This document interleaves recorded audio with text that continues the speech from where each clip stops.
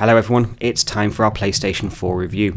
We've spent the last 24 hours with the PlayStation 4 trying out all of the various games, comparing it to the new Xbox One, the previous Xbox, the previous PlayStation 3, and all in all, we're ready to deliver our review. So first off, what do we get in the PlayStation 4 box? Well, it's a fairly well-rounded package for the price. You get the controller, obviously, the console, obviously, and a healthy dose of extra cables and accessories. This includes a headset that plugs directly into the actual game controller this time, unlike on the previous PS3, where unfortunately it was a Bluetooth headset or nothing. Speaking of the controller, it's very comfortable. The whole time when we were playing games, it didn't feel too big, it didn't feel too small, it didn't feel too heavy, it didn't feel too light. It kind of just felt perfect. A strange thing with a controller, really. Sony have not always had the best history at really kind of nailing their interface controllers, but on this occasion, everything works really well. It's interesting that they've included things like the touch controls and the light bar, and from our experience of playing a few games, yes, it works relatively well. How well and how supported it will be in future, that's going to be down to the game's developers, but it certainly appears so far to be a well thought out concept. Unlike the original 6-axis controller that came with the PS3, which unfortunately just felt like, well, a solution to a problem nobody was having. When we actually compare the PlayStation 4 to the Xbox One, we find the PS4 is substantially smaller, much lighter, and in my opinion is a better designed piece of equipment. Even though we're dealing with effectively the same internal hardware, the PlayStation 4 engineers have done a much better job at fitting all of the product into that case and not charging you the earth for it at the same time. For instance, with the PlayStation 4 we have an internal power brick, so instead of an external power unit we just have a cable we plug in and off it goes. The operation of the PlayStation 4 when running was a little bit noisier in my opinion than the Xbox One, but not to the point that it sounds like a jet engine or anything. Now, coming on to the actual software of the PlayStation 4, the cross-media bar has been completely redesigned on this next generation console. It's nice, it's not in my opinion going to win any awards for originality, and it's very reminiscent of the Xbox One and Microsoft's Metro style interface. Effectively square blocks on the screen, which are an icon, you hover over them, they enlarge slightly, and you get a sense for where you are within the position of the menu. Like I say, it's not going to win any awards for originality, but it works very well. There's a lot of software features they've kind of packed into the PS4 which are going to be really interesting for gamers. For instance, live streaming to Twitch TV, as well as pre-recording 15 minutes of footage that you can then dive back into if you happen to have done something really cool. If you contrast that with the Xbox One, where you have a 15-second buffer on the Xbox and no live streaming at the moment unless you use external capture equipment. Another area that was quite interesting is the PS4 is incredibly fast at installing games from its Blu-ray drive. We were absolutely gobsmacked by how fast it actually was, but also the overall patching process as well on the PlayStation 4 was effortless in my opinion. When we looked at the Xbox One, we found that frankly the download times were pretty gnarly and the install times weren't particularly quick either. Even though we're essentially dealing with very similar hardware, it does seem to me that the PlayStation 4 has just really put a focus on getting gamers into the game and playing as fast as possible and not sitting there watching installers and patches running through. Just for the record, both consoles were tested on the same broadband line that runs at 120 meg a second download and a 10 meg up, so there's no bottlenecks here coming from our ISP. It's all down to what the games developers, for instance Microsoft and Sony, are providing bandwidth wise, and so far the PlayStation has got a much greater bandwidth there. Even though we were dealing with slightly smaller patches on the PlayStation, you could definitely tell the Sony guys are really putting the bandwidth behind their console launch this time around. The overall look and feel of the cross-media bar with the PlayStation is good. There's nothing here to grumble about other than it being just maybe a little bit safe.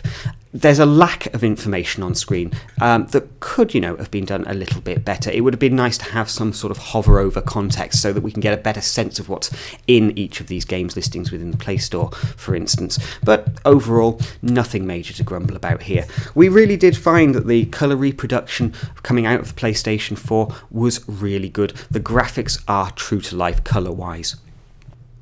When we looked at some of the other aspects of the PlayStation 4 dashboard area, the cross-media bar, we found it all to be pretty good. There wasn't any major things we wanted to grumble about particularly. Everything worked fast and fluid. There was no slowdowns or delays or anything like that, and even pulling up some more information within the Play Store was absolutely fine. As you can see there, that's just a quick look at Warframe's page. Slightly disconcerting to see £170, I think it was, unlock. Just a remarkable amount of money to have to spend on, well, getting absolutely everything for a free-to-play title, but at least Sony have actually gone with free-to-play titles in a genuine way. Unlike Microsoft, whose attempt at a free-to-play title was Killer Instinct, which effectively just got you one character you could play with, and then you would have to hand over 15 quid for anything else. That's not exactly free-to-play, Microsoft. Might want to go and look up the definition of free-to-play there. Sony do seem to be putting an awful lot of effort behind their free-to-play offerings, and as well as working with the independent developers who are creating them, and it's to be applauded in my opinion. Free-to-play games, indie games as well, they are the lifeblood of this next generation. We've seen that in PC gaming over the last 2 or 3 years, and it's going to be true of the next gen consoles as well. Microsoft really do need to take a little bit more care and love of their independent developers and the free-to-play community. It doesn't really feel like they've understood what that's all about just yet. As with PlayStation, you can have the PlayStation Plus there, which will get you access to a few free games if you're a PlayStation Plus member. Those people buying PlayStation at launch, there is an offer running in a number of shops where you'll be able to pick up a PlayStation Plus membership for 12 months for 30 quid, as opposed to around 60 that it would normally be. Well worth it for a Christmas bonus, as it were, picking that up. So here is the share great moments options. So basically, whilst you're playing a PlayStation game, at any time you like, you can hit the share button on your controller and start broadcasting live to the web, straight up onto Twitch TV, so that your friends can watch you gaming in real time.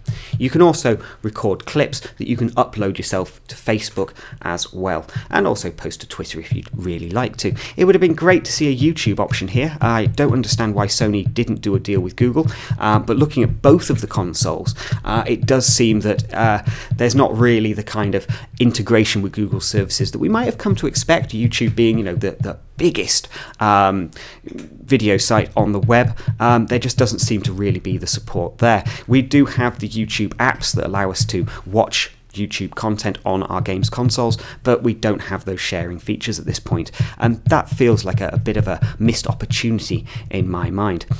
Overall, if it's just the software you're looking at on the PlayStation 4, it works fine. It's passable. In my opinion, it's not quite as good as the Xbox One, which does have sort of tighter integrations, but is missing out on some of those kind of key features like the sharing options, which for my mind were just awesome. At any time you like, you can jump in and watch other people playing their PlayStation 4 games. And if that game's excited you, you can then start the game yourself if you happen to have it. Otherwise, it'll take you over into the store so you can buy a copy of it. There's some good thinking there, Sony. The video footage was a bit of a strange one, though.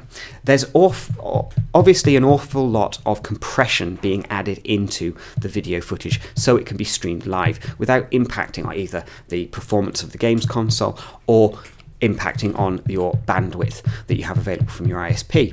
And what we found is that the video footage might look a little ropey for the first sort of 20 seconds or so, and then it does improve quite dramatically if you have quite a lot of downstream bandwidth. It does seem to be using Twitch's back end, as it were, for all of the video footage, and in my opinion that's not quite as good quality as you would get from a YouTube live stream.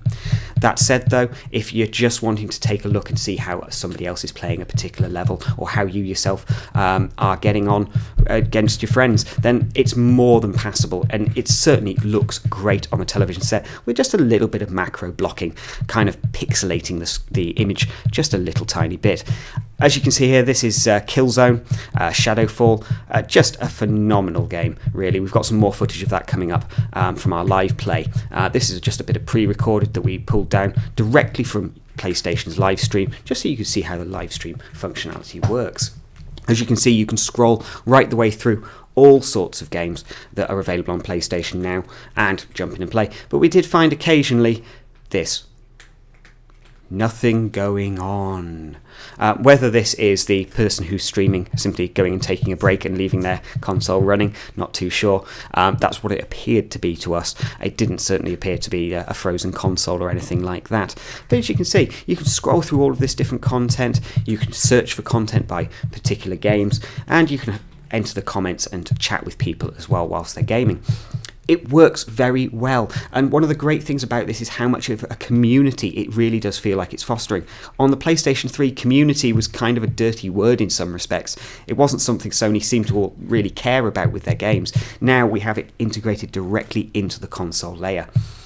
We also have a complete set of apps as well. Interestingly, BBC iPlayer makes an appearance where it doesn't on the Xbox One currently, and the browser in the PlayStation 4 as well was really good, even to the point that we could bring up the Androidizen YouTube page, start our intro video, and then play it full screen with no slowdowns at all. You try and do that on a PS3 and I'm afraid you'll find it a really frustrating experience. But here it was just like browsing on a tablet or on a full-sized PC. It just worked fluidly and absolutely spot on. You can see there we have full control over the player using the controller. It's a little bit difficult sometimes to hit those buttons, but by and large it just worked really, really well. Once obviously the buffering just kicked in for a second there, but as you can see, perfect frame rate, no slowdowns, no glitching or anything like that, and that's running through the PlayStation 4 web browser. Okay, on now to some actual gameplay footage. This was all captured directly from our PlayStation 4 using our high-end capture system, so you are seeing this exactly how it would be coming out of the PlayStation 4, and quite frankly, it is groundbreaking, some of this stuff. Whilst we're maybe not seeing the biggest leap forward between console generations we've ever seen, what we are seeing is scale and a level of clarity and quality of textures and lighting that we've not really had before. Not in games consoles anyway. Much of this is very familiar to those of us who have got high-end PCs and are used to PC gaming, but even so, the level of storytelling within this particular title, which is KillZone Shadowfall by the way, is just fantastic. It has an immersion going on that is kind of one-upping COD in many respects. We've got the usual sci-fi tropes with the KillZone series, but it's so well executed that it's hard not to be absolutely blown away. This is footage from the opening 15 minutes. We're not going to spoil any part of this game for you, but just to give you a flavour of what the KillZone Shadowfall is really bringing to the table. There really isn't a title like this on either of the launch consoles. It's very much a PlayStation 4 win here. When we then come into kind of a moment of awesome cityscape, you can really see what the PlayStation 4 is capable of. Massive draw distance, absolutely huge scale, and gorgeous, gorgeous lighting. I mean, this really is a groundbreaking game and a fantastic demonstration of what the PlayStation 4 is capable of. To find a comparison within the Xbox One launch titles is actually quite difficult. I would probably say it comes down to Forza being the kind of groundbreaking title over on the Xbox that kind of shows what the console is really capable of. But as you can see here, just gorgeous graphics, beautifully well realised, and the gameplay's pretty good as well. Do you know what I mean? So then we come across to a title like Battlefield. This is a cross-platform title, bear in mind, so it's available on Xbox One and on the PlayStation 4. Now, the PS4, in my mind, does incredibly well here. Both consoles produce perfect quality of image, very, very nice lighting. Everything feels pretty much the same, as we'd expect from a cross-platform title. Now, in previous generations, we found that there's sometimes a bit more of a gap, as it were, between what one console is doing versus the other. But actually here, Battlefield 4 is just spot on both. If I had to pick one I would say the Xbox wins out just marginally in only one area, and that is the colour reproduction just feels a little bit better on the Xbox, but you really have to be picky about it.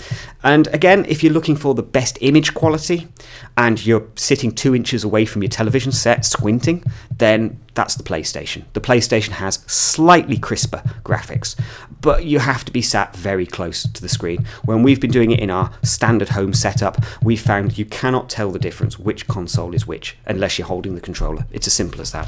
So whichever console you end up getting for Battlefield, be happy. You're not getting any major changes. There's no skimping being done on either console here. Some people may say that the Xbox One has a lower resolution, which is then being upscaled onto the TV, but honestly, if you could actually tell the difference when you sat on your sofa, you're a better person than I am, because I cannot see the difference. And when we've set this up with a few of my colleagues as well, we were sat there squinting at the TV. You just can't tell the difference unless you're really up close. But Battlefield 4 as a game, brilliant. Obviously, it was launched a little bit later, it coming to the next-gen consoles after it came to the main consoles, and honestly, it's just fantastic. Personally, I will always be a Battlefield player on PC as opposed to on the consoles, but it's very interesting to be able to contrast the PC to the Xbox One to the PlayStation 4 and actually find there's not too much difference. Graphically, you're talking about the difference between high and ultra settings. Ultra settings being the top end on the PC, high being on the next-gen consoles, but the differences are marginal. As you can see here, here's our first moment of whoa, next-gen as it were, and again on Battlefield, it just looks fantastic. I cannot